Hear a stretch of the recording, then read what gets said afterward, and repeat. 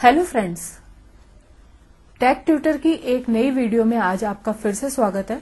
इसमें हम देखेंगे कोर जावा के कुछ एमसीक्यू जो कि आपके कंपटीशन, कॉलेज एग्जाम और प्लेसमेंट में काफी हेल्पफुल रहेंगे। शुरू करते हैं वीडियो। तो पहला क्वेश्चन आपके सामने जो आ रहा है वो आ रहा है फाइनली ब्लॉक जो है वो किसके साथ में अटैच होता है। ठीक है, फाइनली इसके लिए अब आपको पता होना चाहिए कि फाइनली ब्लॉक होता क्या है। अगर हम बात करें कि अगर हमारे पास में एक्सेप्शन आनी है, हमें पता है अपने प्रोग्राम में एक्सेप्शन आने वाली है, यहाँ पे इस कोड के बीच में कहीं पे एक्सेप्शन आ सकती है, तो हम यूज करते हैं उसके लिए ट्राई ब्लॉक। और उस एक्सेप्शन को हम किस में कैच करवाते हैं? हम उसको कैच करवाते हैं कैच में। आई थिंक ये चीज आपको अच्छे से पहले से क्लियर होगी कि हम ट्राई ब्लॉक लिखते हैं, फिर हम यहाँ पे जो भी कैच और यहाँ पे जो भी एक्सेप्शन होती है उसको हम क्या करते हैं, इसको कैच कर लेते हैं। लेकिन फ्रेंड्स, अगर ऐसा हो कि जो हमने यहाँ पे एक्सेप्शन लिखी है उसके अलावा कोई और एक्सेप्शन अकर कर जाए, यानी कि जो हम यहाँ पे एक्सेप्शन कैच करवा रहे हैं वो अगर नहीं आती और कोई दूसरी एक्सेप्शन यहाँ पे अकर हो जाती है, इन दैट केस क्या होगा?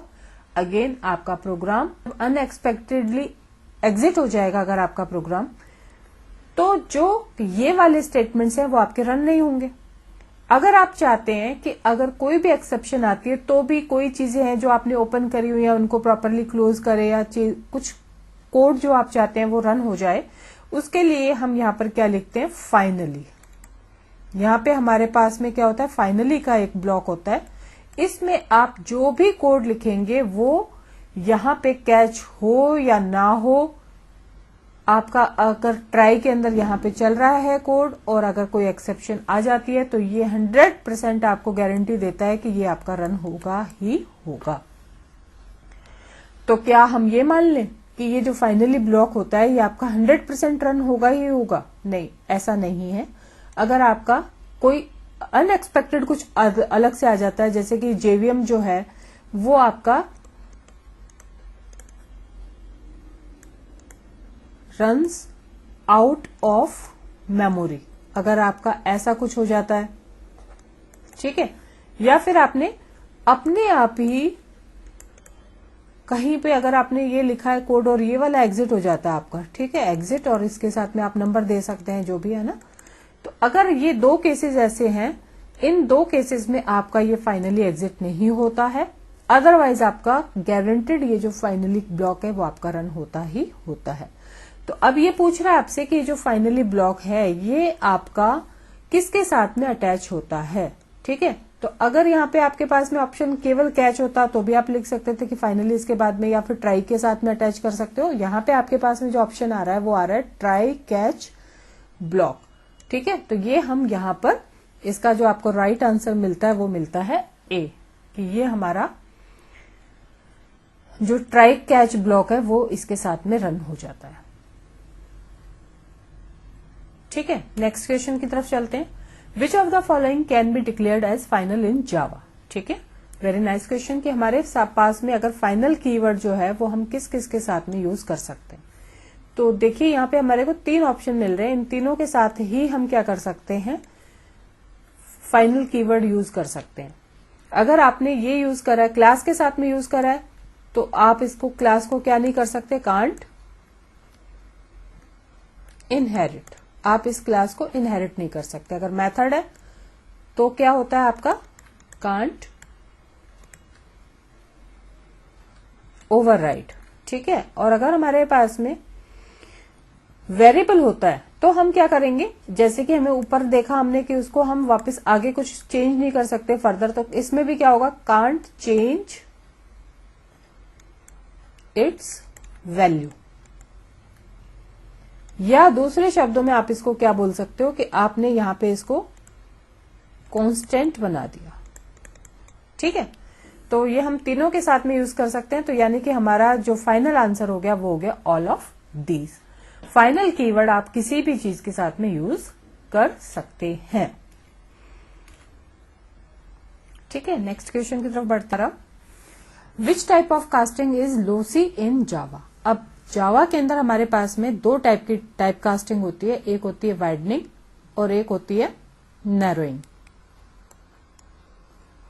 अब टाइप कास्टिंग क्या होती है? अगर हमारे पास में कोई एक डेटा टाइप की वैल्यू है, ठीक है, लाइक मेरे पास में अगर इंट में कोई वैल्यू है a इज इक्वल टू 10 और अगर मैं इसको फ्लोट में डाल देती हूँ, फ्लोट में मैंने लिखा b is equal to a, तो ये क्या हुआ कि एक डेटा टाइप का कोई भी वैल्यू को मैं दूसरे वाले में कन्वर्ट करने की कोशिश कर रही हूँ, इसको हम बोलते हैं टाइप कास्टिंग। ठीक है, अब जैसे मैंने इंट को फ्लोट में डाला, ऐसे ही हम फ्लोट को भी तो ट्राई कर सकते हैं। अगर मेरे पास में यहाँ पे फ्लोट होता और फ्लोट a में होता मेरे पास में 10 और मैं यहाँ पर इंट लिख देती b और इसमें मैं डाल देती a को, तो भी तो ये सेम ही चीज है कि हम यहाँ पे मैं क्या कोशिश कर रही हूँ कि फ्लोट को चेंज करने की कोशिश कर रही हूँ इंट में।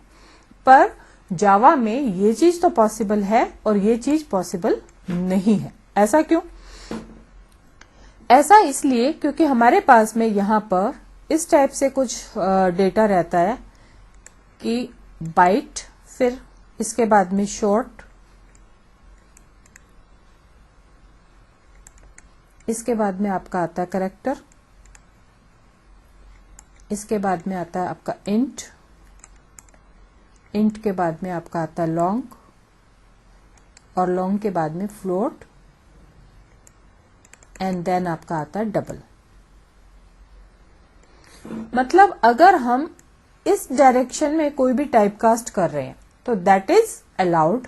अलाउड मतलब कि ये आपकी होती है वाइडनिंग टाइपकास्टिंग, यानी कि आप किसी छोटी वाली वैल्यू को क्या करते जा रहे हो, बड़े करने की कोशिश कर रहे हो। लेकिन अगर इसका उल्टा मैं करना चाहूं, जैसे कि मैंने यहाँ पे आपको पूछा था कि फ्लोट को इंट में कन्वर्ट करवा सकते हैं कि, तो फ्लोट से अगर हम देखें तो इंट में हम इस तरफ आ रहे हैं। ये जो होता है इसको हम बोलते हैं नैरोइंग टाइपकास्टिंग, जिसके लिए आपको क्या करना पड़ता है, खुद से यहाँ पर लिखना पड़ता है। जैसे कि मेरे को ये लिखना पड़ता है यहाँ पर int b is equal to int और फिर यहाँ पे लिखना पड़ता a, इस टाइप से आपको करना पड़ता। ठीक है, लेकिन ये चलो हम बाद में देखते हैं। मेन चीज ये है कि अगर हम यहाँ पर वाइड कर रहे हैं किसी चीज को तो आपका इसमें कुछ भी लॉस नहीं हो रहा है। लेकिन a है आपके पास में, उसमें 10 है, तो वो आपके पास में b के अंदर आप कोई भी डेसिमल पॉइंट भी रख सकते हो, यानी कि ये इस टाइप से यहाँ पे जाकर के स्टोर हो जाएगा, कुछ भी आपका यहाँ पे ट्रंकेट नहीं हुआ। लेकिन इस केस में अगर यहाँ पर ये मैंने लिखा होता 10.5, अब अगर मैं इसको डालने की कोशिश करती इंट में तो ये इसको किस टाइप से लेता, इसको लेता 10, यानी कि हमारा यहाँ पर 0.5 इसका क्या हो जाता, लॉस हो जाता। तो ये चीज यहाँ पर अलाउड नहीं है। ठीक है, चलिए, तो ये इसका आंसर हो गया कि हम नैरोइंग जो टाइपकास्टिंग होती है उसके अंदर लॉस आपको हो सकता है। अब है कि टाइपकास्टिंग क्या होती है। टाइपकास्टिंग होती है जो कि अभी पिछले क्वेश्चन में हमने देखा कि प्रिमिटिव डेटा टाइप को चेंज करना चाहे दूसरे प्रिमिटिव डेटा टाइप में, तो it is converting type of a variable from one type two another. आपका ये वाला आंसर क्या हो जाएगा, सही हो जाएगा। ये हमने अभी पिछले क्वेश्चन में देखा ही है। ठीक है, नेक्स्ट क्वेश्चन आपका आता है कि इस कोड का आउटपुट क्या आएगा। देख लेते हैं इस कोड को। हमारे पास में क्या है, यहाँ पे पब्लिक स्टैटिक वॉइड मेन के अंदर एक स्ट्रिंग बनाई गई है, उसमें हमने क्या करा है, एक हेलो को, ये जो स्ट्रिंग है इसके अंदर हमने क्या डाल दिया, यहाँ पर हेलो डाल दिया। अब हम क्या कर रहे हैं, स्ट्रिंग में डाल रहे हैं बाय। हमारे पास में क्या होता है कि किसी भी स्ट्रिंग को आप चेंज नहीं कर सकते हो, यानी कि एक बार यहाँ पे हेलो आ गया तो अब आप इसको चेंज नहीं कर सकते हो। आपने ये बनाया बाय और अब आपने स्ट्रिंग को बता दिया कि इसको यहां से वैल्यू लेकर के आनी है, ये यहां से इसकी वैल्यू को हटा देगा। ठीक है, system dot out dot println, अब आप क्या करवा रहे हो, str को प्रिंट करवा रहे हो। तो ये जब हम प्रिंट करवाएंगे तो क्योंकि अब ये इसके अंदर वैल्यू क्या आ चुकी है, बाय आ चुकी है, तो आपको जो आंसर मिलेगा वो क्या मिलने वाला है, बाय। ठीक है, ये आपका आ गया आंसर। अब हम देखते हैं कौन से टाइप के यहाँ पे वेरिएबल जावा में हो सकते हैं। तो इंस्टेंस, लोकल, स्टैटिक, ये हमारे पास में है।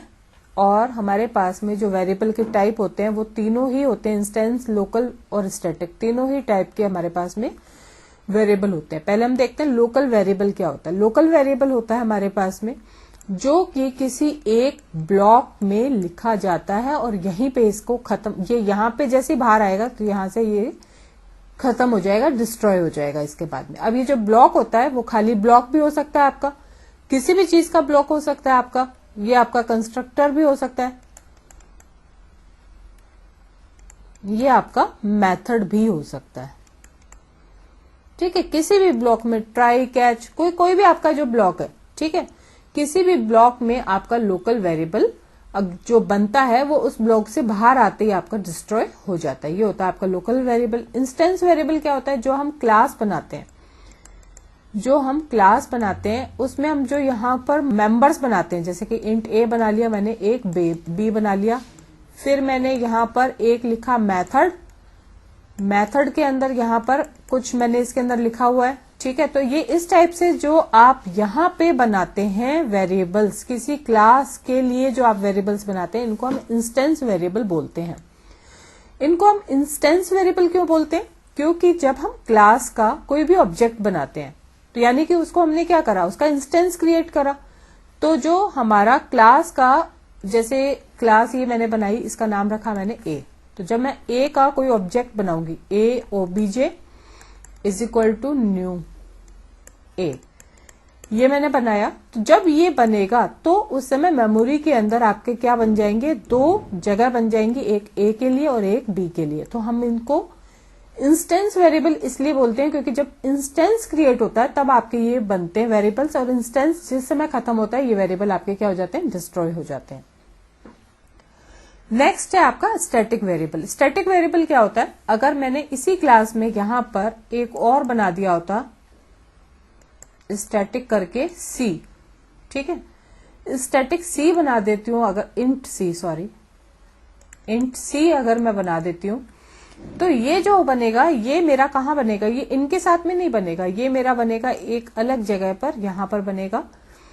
ठीक है, और इसको जैसे इसका ऑब्जेक्ट मैंने बनाया ओबीजे 1, एक मैं इसका बना देती हूं ओबीजे 2, तो ये दोनों ही ऑब्जेक्ट्स इसको क्या कर पाएंगे, इसको रीड कर सकते हैं, इसको देख सकते हैं, इसको चेंज कर सकते हैं।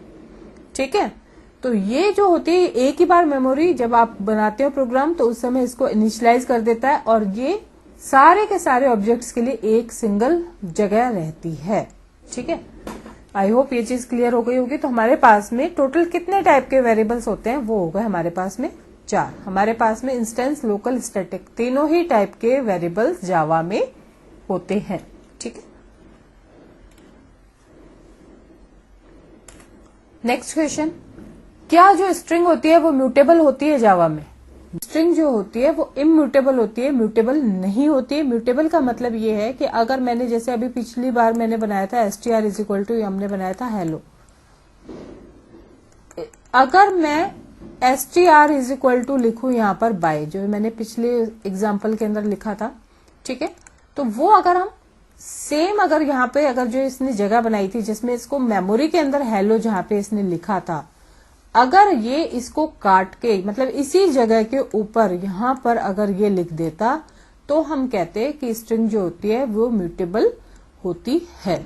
लेकिन ऐसा नहीं होता। अगर आपने कोई एक स्ट्रिंग बना दी तो वो वैसे ही रहेगी। अब इसके बाद में ये स्ट्रिंग यहां से डिलीट हो सकती है, ये यहां से डिस्ट्रॉय हो सकती है, लेकिन कभी भी आप इसकी वैल्यू को चेंज नहीं कर सकते हैं। तो स्ट्रिंग जो होती है वो क्या होती है, आपकी इम्यूटेबल होती है। ठीक है, तो आपका आंसर हो गया नो, आपकी ये स्ट्रिंग म्यूटेबल नहीं होती, आप इसकी वैल्यू को कभी भी चेंज नहीं कर सकते हैं। ठीक है, चलिए नेक्स्ट क्वेश्चन की तरफ चलते हैं। करेक्ट सिंटेक्स पूछ रहा है कि ये अगर हमें वेरिएबल बनाना हो, to create a variable in Java, तो हम कैसे बनाएंगे। ठीक है, तो ये तो बहुत ही इजी सा सवाल है, आप लोगों को पता ही है इसका आंसर। हमारे पास में ये इसका आंसर है, इंट नेम। ये जो तरीका होता है हम पहले भी प्रोग्राम्स में इस टाइप से देख रहे हैं कि बना सकते हैं। हमारे पास में जो तरीका होता है वो क्या होता है, हम सबसे पहले लिखते हैं डेटा टाइप, डेटा टाइप के बाद में हम लिखते हैं वेरिएबल नेम,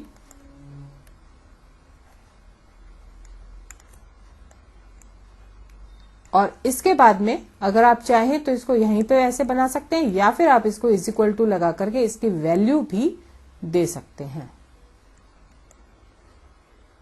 ये जो रहेगा ये आपका रहेगा फॉर्मेट, इसका सिंटैक्स रहेगा। इस तरह से आप जावा में वेरिएबल क्रिएट कर सकते हैं। ठीक है, नेक्स्ट क्वेश्चन है कि आपका method use to take a string as input in Java कौन सा होता है। हमारे पास में ये नेक्स्ट और नेक्स्ट लाइन दोनों ही इसमें सही है, तो आंसर हमारा हो गया इसका सही कौन सा, बोथ ए एंड बी। लेकिन इसके अंदर मैं आपको ये बता दूं, जो हमारा नेक्स्ट होता है वो आपका स्पेस जैसे ही कोई भी आएगा तो आपका इनपुट लेना बंद कर देगा। जैसे कि अगर आप किसी का नाम लिख रहे हैं राम और आगे आपने लिखा शर्मा, ठीक है, तो जैसे ही आप यहाँ पे स्पेस देंगे तो ये क्या हो जाएगा, इसके आगे वाला पार्ट नहीं लेगा। लेकिन अगर आपने नेक्स्ट लाइन लिया है तो ये कब तक लेगा, जब तक कि आप एंटर प्रेस नहीं करते, यानी कि जब तक नई लाइन नहीं आती। यानी कि आप एक लाइन में कितने भी वर्ड्स लिख रहे हो, जैसे ही आप एंटर प्रेस करोगे वो पूरा का पूरा पार्ट इसके अंदर कैप्चर हो जाएगा। ये डिफरेंस रहता है इसके अंदर। ठीक है, नेक्स्ट लाइन क्या करता है, नेक्स्ट लाइन आपका ये यहां तक आपका इनपुट रीड करेगा और ये आपका टिल द स्पेस, ये आपका टिल द स्पेस तक चलेगा।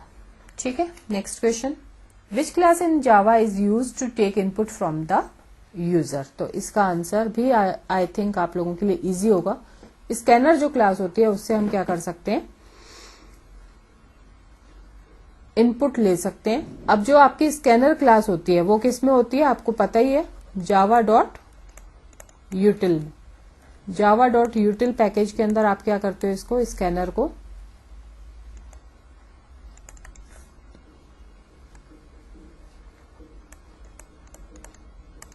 इंपोर्ट करते हो। ठीक है, इसमें आप करके और फिर आपने लिखा public static void main string args। अब आपने यहां पे अब आप क्या करते हो, पहले स्कैनर क्लास का एक ऑब्जेक्ट बनाते हो। जैसे कि मैंने यहाँ पे बना लिया इनपुट और फिर मैंने क्या कर दिया इसके अंदर is equal to new scanner. New scanner में हम यहाँ पे क्या डाल देते हैं, सिस्टम डॉट इन। ठीक है, ये हमने बनाया इसका एक ऑब्जेक्ट। अब आप क्या कर सकते हो, अगर आपको कुछ भी रीड करना है, जैसे कि आपको स्ट्रिंग आपने बनाया str इज इक्वल टू, अब आपको अगर इसको रीड करना है तो आप क्या कर सकते हो, इनपुट, और इसको हम लेंगे कैसे, जो हमने पीछे देखा था नेक्स्ट लाइन या फिर लाइन से। तो मैंने यहाँ पे लिया नेक्स्ट लाइन, तो यहाँ पर ये स्पेस भी इसके अंदर आ सकेंगे। ठीक है, तो ये मैंने यहाँ पर बना लिया। अब आप इसको क्या कर सकते हो, system dot out dot println, और फिर आप इसको स्ट्रिंग को प्रिंट भी करवा सकते हो। एक और चीज आपको क्या करना चाहिए, इसके अंदर हमेशा और हमेशा इनपुट डॉट क्लोज को भी यूज करना चाहिए। ठीक है, इस टाइप से आप क्या करेंगे, अपने क्लास को भी बंद कर देंगे। यहाँ पे क्लास नहीं बनाई है, ठीक है, क्लास जो भी आप होगी आपकी नाम आप लिख सकते हो। तो ये हमारा जो तरीका होता है, ये जैसे हम यहाँ पर कर रहे हैं, इसके अंदर हम क्या कर सकते हैं, इनपुट ले सकते हैं। ठीक है, तो ये हो गए हमारे आज के MCQ। Thanks for watching my video, और फिर मिलेंगे चलते चलते इन द नेक्स्ट वीडियो।